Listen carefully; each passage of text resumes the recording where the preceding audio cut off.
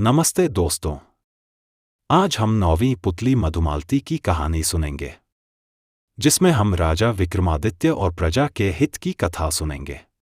एक बार राजा विक्रमादित्य ने राज्य और प्रजा की सुख समृद्धि के लिए एक विशाल यज्ञ का आयोजन किया। कई दिनों तक यज्ञ चलता रहा। एक दिन राजा मंत्रपाठ कर रहे, तभी एक ऋषि वहां पधारे। राजा ने उन्हें देखा, पर यज्ञ छोड़कर उठना असंभव था। उन्होंने मन ही मन ऋषि का अभिवादन किया तथा उन्हें प्रणाम किया। ऋषि ने भी राज्य का अभिप्राय समझकर उन्हें आशीर्वाद दिया। जब राजा यज्ञ से उठे तो उन्होंने ऋषि से आने का प्रयोजन पूछा। राजा को मालूम था कि नगर से बाहर कुछ ही दूर पर वन में ऋषि एक गुरुकुल चलाते हैं, जहां बच्चे विद्या प्राप्त करने जाते हैं। ऋषि ने जवाब दिया कि यज्ञ के पुनीत अवसर पर वे राजा को कोई असुविधा नहीं देते, अगर 8 से 12 साल तक के 6 बच्चों के जीवन का प्रश्न नहीं होता। राजा ने उनसे सब कुछ विस्तार से बताने को कहा। इस पर ऋषि ने बताया कि कुछ बच्चे आश्रम के लिए सूखी लकड़ियां बीनने वन में इधर उधर घूम रहे थे। तभी 2 राक्षस आए और उन्हें पकड़कर ऊंची पहाड़ी पर ले गए। ऋषि को जब वे उपस्थित नहीं मिले तो उनकी तलाश में वे वन में बेचैनी से भटकने लगे। तभी पहाड़ी के ऊपर से गर्जना जैसी आवाज सुनाई पड़ी, जो निश्चित ही उनमें से एक राक्षस की थी। राक्षस ने कहा कि उन बच्चों की जान के बदले उन्हें एक पुरुष की आवश्यकता है, जिसकी वे मां काली के सामने बलि देंगे। जब ऋषि ने बलि के हेतु अपने आप को उनके हवाले करना चाहा तो उन्होंने असहमति जताई। उन्होंने कहा कि ऋषि बूढ़े हैं और काली मां ऐसे कमजोर बूढ़े की बलि से प्रसन्न नहीं होगी। काली मां की बलि के लिए अत्यंत स्वस्थ क्षत्रिय की आवश्यकता है। राक्षसों ने कहा है कि अगर कोई छल या बल से उन बच्चों को स्वतंत्र कराने की चेष्टा करेगा तो उन बच्चों को पहाड़ी से लुढ़का कर मार दिया जाएगा। राजा विक्रमादित्य से ऋषि की परेशानी नहीं देखी जा रही थी।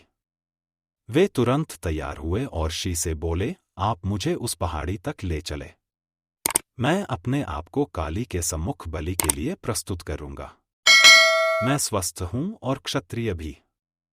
राक्षसों को कोई आपत्ति नहीं होगी। ऋषि ने सुना तो हतप्रभ रह गए। उन्होंने लाख मनाना चाहा, पर विक्रम ने अपना फैसला नहीं बदला।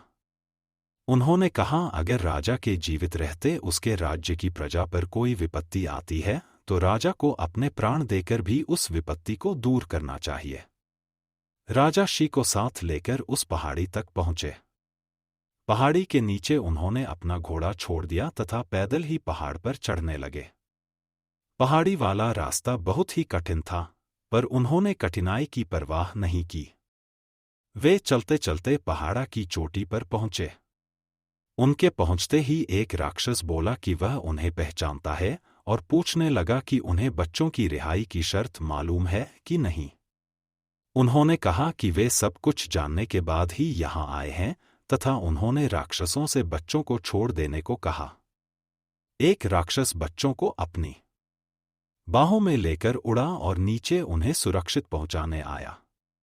दूसरा राक्षस उन्हें लेकर उस जगह आया जहां मां काली की प्रतिमा थी और बलिवेदी बनी हुई थी। विक्रमादित्य ने बलिवेदी पर अपना सर बलि के हेतु झुका दिया।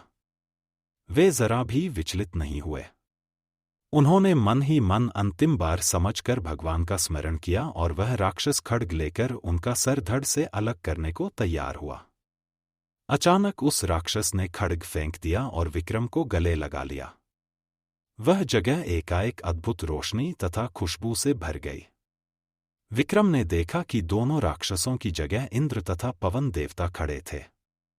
उन दोनों ने उनकी परीक्षा लेने के लिए यह सब किया था। वे देखना चाहते थे कि विक्रम सिर्फ सांसारिक चीजों का दान ही कर सकता है या प्राणोत्सर्ग करने की भी क्षमता रखता है। उन्होंने राजा से कहा कि उन्हें यज्ञ करता देख ही उनके मन में इस परीक्षा का भाव जन्मा था। उन्होंने विक्रम को यशस्वी होने का आशीर्वाद दिया तथा कहा कि उनकी कीर्ति चारों ओर फैलेगी। अब आगे की कहानी अगले भाग में है। ऐसी ही नई नई कहानी सुनने के लिए हमारे चैनल एसपी वॉइस नाथपुरा को सब्सक्राइब करें।